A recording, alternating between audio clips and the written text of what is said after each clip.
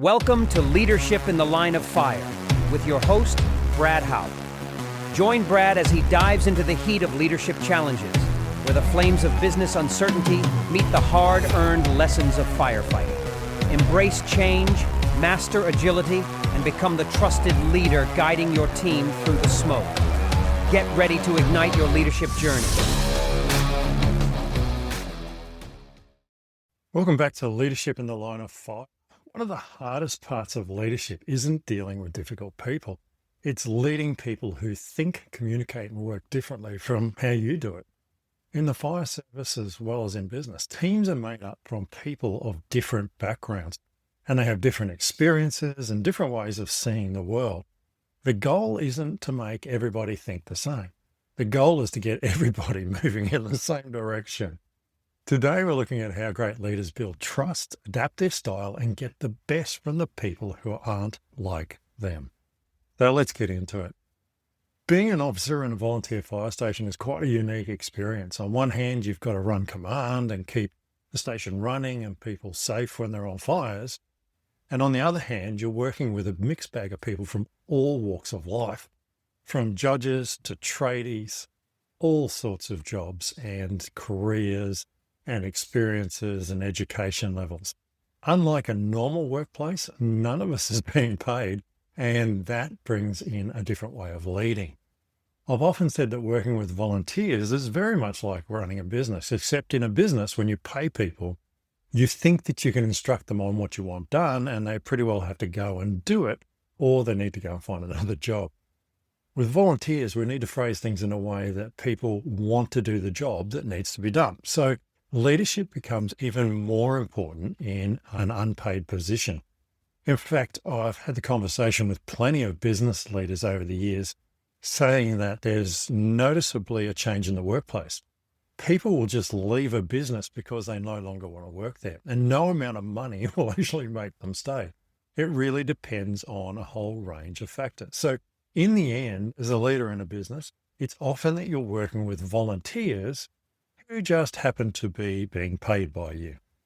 So how do we lead these people and get them to do what we need to do in a safe way so that everybody gets to go home at the end of the day? By the way, if you want to go deeper into these fireground lessons, grab your copy of my book, Run Towards the Flames, at Amazon.com. It's packed with stories and strategies from over 20 years of firefighting and also in business, leading a successful marketing company. Well, how do we lead these people? Well, the first thing you need to understand is that different doesn't mean difficult. The people who frustrate you often the most are people with different backgrounds and different worldviews than you. They're not necessarily wrong views. They're just very different to your own. Great leaders have to learn from these people. You have to understand their motivations, their personalities, and their backgrounds, instead of trying to mold them into exactly the way you think. You're never going to be able to do that. You can get people moving forward with you, but they are not you, and they will never be you. Yes, they will take on some of the things you teach them, and they will take on some of the leadership skills that you display if they choose to follow you. But again, it's a choice. So while people are all different, it doesn't mean they're going to be more difficult to work with. It just means you've got to spend a little bit of time understanding the people under your command. It's not easy when you only see the people infrequently. So for example, at the fire station, we train on a Tuesday night, and the people that we have a core group of people, then there's other people that come some weeks and not others. So I don't see them as much. I don't know them as well. The one thing I have learned is that when I spend a day in a truck or a week in a truck with people on deployment, I learn so much more about them and what makes them tick, their background, their family, their things that they love, all those elements that I'm not going to learn just at one training night. And it's no different in the workplace. Some people you see every day, some people are remote working, other people come in for one day a week. And it is really hard to kind of understand them as much as you probably want to. That doesn't mean that you can't lead them. Depending on where they are in your organization, you can work with their supervisors. Their supervisor will know them better. So remember the chain of command and use it effectively as well to lead people. That said, it never hurts spending time with someone, working on a project together, getting down in the dirt and learning how other people work will teach you so much more about your own leadership skills. You yourself are a difficult person. Don't lie to yourself and tell yourself that you're easygoing and nothing phases you and you're a great leader all the time, because you're not. You're human. You are difficult to someone else. What they find easy, you find hard. What you find easy, they find hard.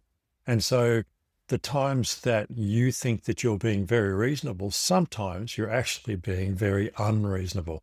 And that's one of the reasons why I like to have a team around me, because my team can take my instructions and reinterpret them into better words sometimes.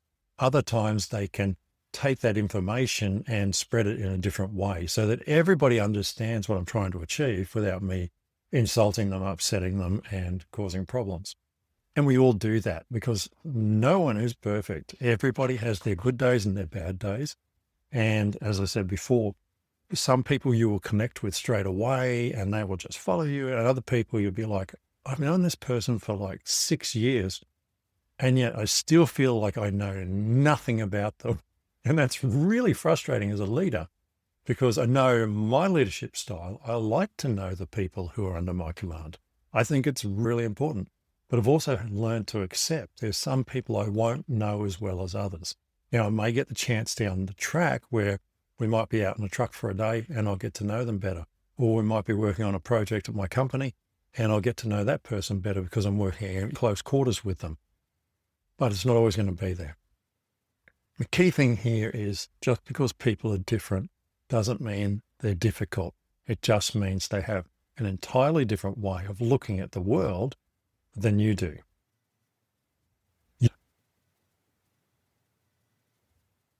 You should stop leading people the way you want to be led. One firefighter wants clear instructions, another wants autonomy to be able to think for themselves, one employee wants public recognition, and another one wants private feedback because they don't want anything to do with the public. You need to adapt your style to the person, not to your preference of leadership. It's often that we have our styles that we apply in every situation, and that will not work because of the personalities involved. I know from working with a friend of mine who specializes in DISC, which is a personality test, that everybody has different personalities, and doing that sort of testing actually helps you understand the different people and how best to motivate, work with, discuss, all those sorts of things. So it doesn't hurt to actually do some of those tests, even if it's only just the cheap free one you find online. As a leader, getting your people to do those as a fun exercise can actually be quite hilarious. And I know many times I've done it with different teams, and it's really funny because everyone goes, oh yeah, of course you're like that. Or, oh, I didn't realize you were that way inclined. It really depends on the personalities in the room. But overall, my experience with doing those sorts of things has been quite interesting. It's been quite a great learning experience and a lot of fun. So you have your way of leading. They have their way they want to be led.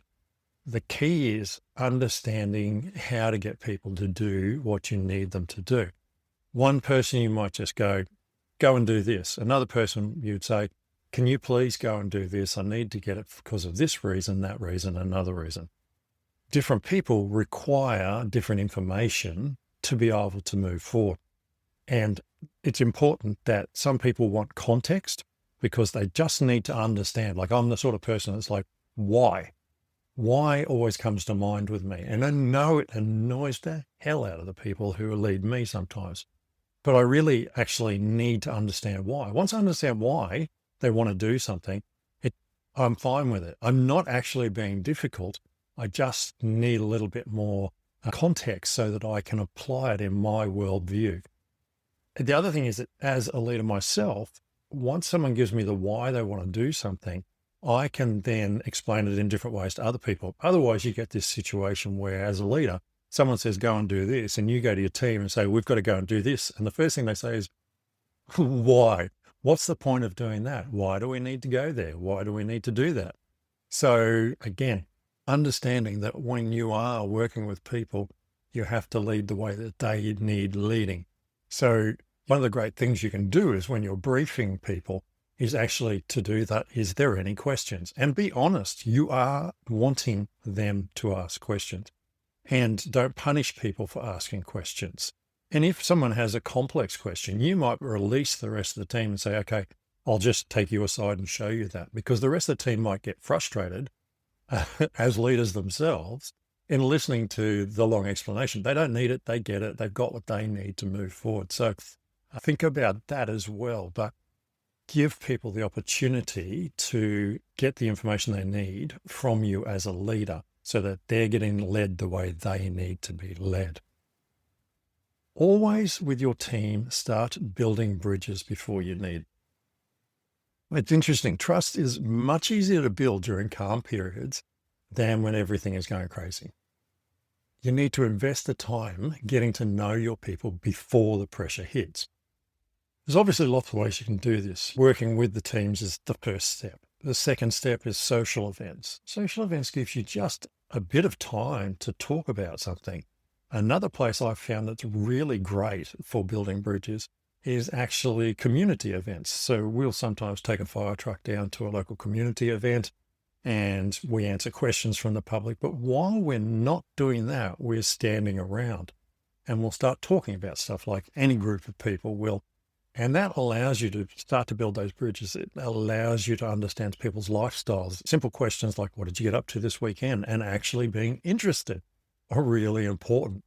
And I really enjoy those times spent with my crews because it gives me a chance to get them know them as people. And often on those days too, their family will wander up and say hi, and you get to meet their family. And there's just so much more to it. And you might say, well, we don't do community events, but what about conferences? What about booths at different places? Networking opportunities. They're all times when you can talk to people out of the direct context of the office or the workplace. It gives you that chance. And then from a brigade perspective, you're not just training or on a fire or a rescue or whatever it happens to be. That little bit of extra time helps you build the bridges. And the reason you want to do that, of course, is when you're under pressure and people and they trust you, they will respond to your instructions more positively. We have an on-season and an off-season, being volunteer firefighters and specialising in bushfire. So we have one half of the year, realistically, where there's not many fires. We might get cyclones and floods and things, but we're not the lead agency for that. So during that season, that's the time when it's really good to catch up with people, and not just the people in my own brigade and station, but people from other stations in the local area or out of our area. That's when we catch up. We build those connections. And then the next time there's a big fire on and we all got to run into each other on the trucks, we've got things in common that we can talk about or give each other a bit of stick over and stir each other up for a bit of fun. Certainly when it gets quiet, sometimes it's a bit of the Australian way to have a bit of fun with each other. So don't waste that time. Build your bridges while you actually have the calm to take advantage of, because when it's busy, you don't have time for that. Make sure you're focusing on your mission, not the method. As a leader, you need to be focused on exactly where you're going. The method's going to change.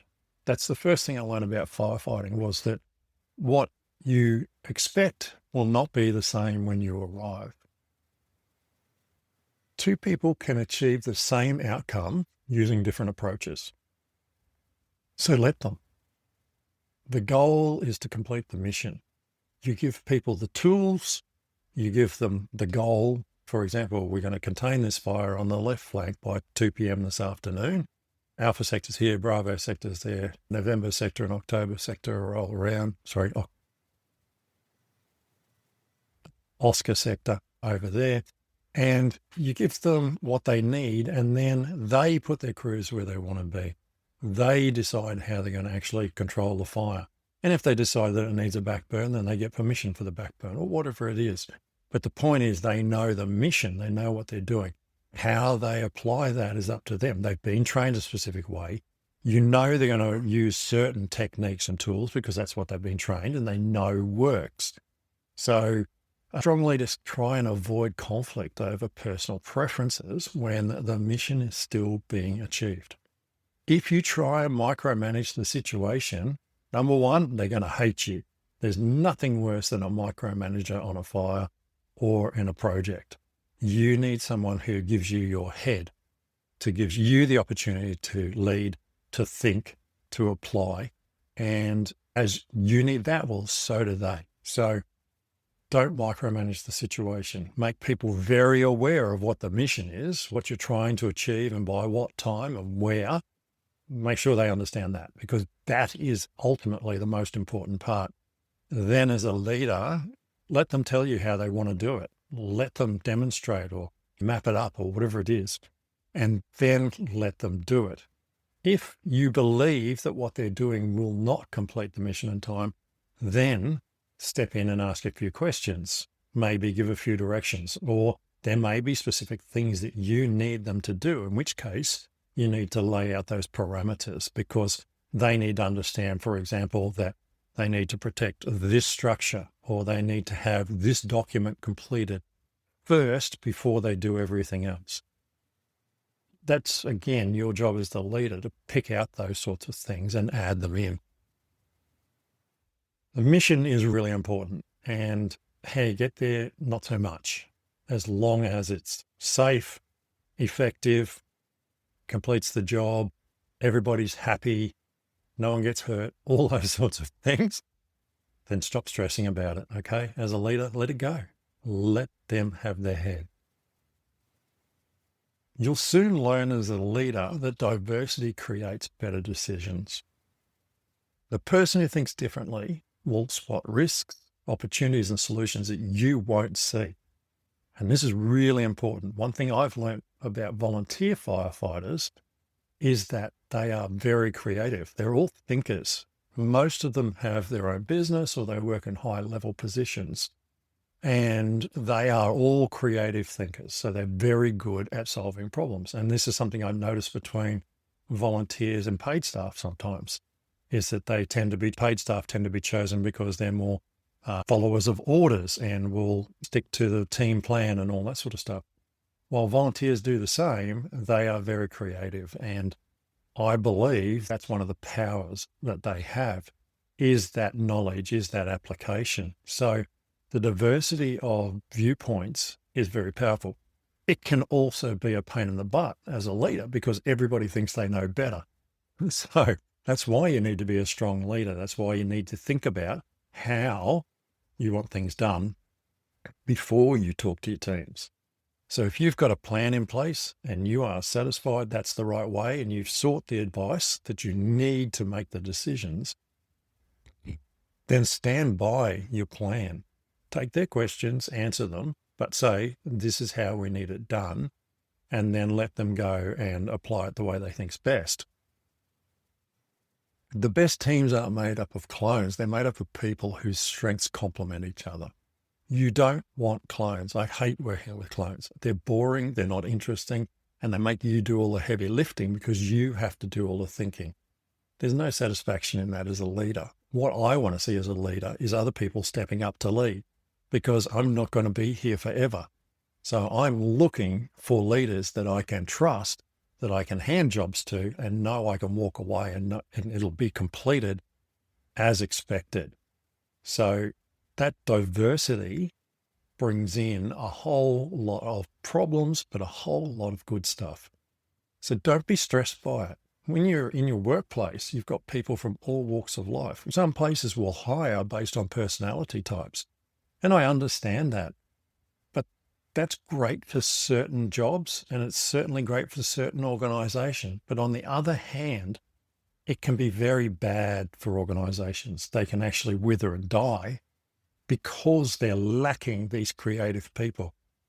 All the creative people aren't being listened to. Having a diverse team is important. So pick your people carefully.